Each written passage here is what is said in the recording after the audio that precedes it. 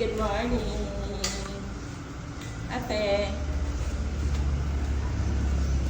Saan practice na ngayon? May practice kami sa Alabang. Last day na ba ngayon? Fine is life.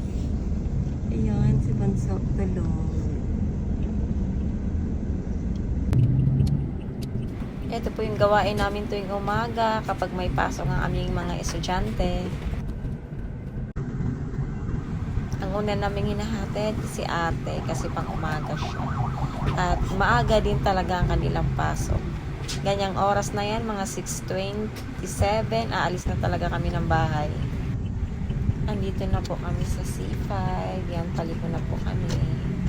Yan, palaruan po yan sa C5. Gustong gusto talaga ni Bunso dyan maglaro. Papasok na po kami sa expressway.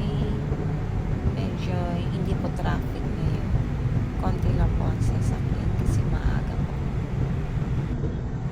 Ang kagandahan lang kasi pag umaga pa, medyo konti talaga ang sasakyan. Kaya mas maganda magbiyahe kasi hindi traffic. Ayan po, andito na po kami sa Philinvest Alabang.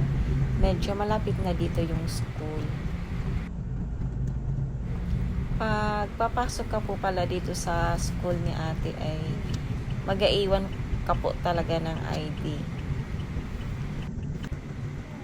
Ang ganda dito pumasok kasi makikita mo yung malalaking puno. Yan, maliwalas po siya tingnan. At andito na po kami banda sa may school ni ate. Ayan, last practice na po nila ngayon. Bye-bye ate. Inom lagi ng tubig ha, para hindi ma-dehydrate.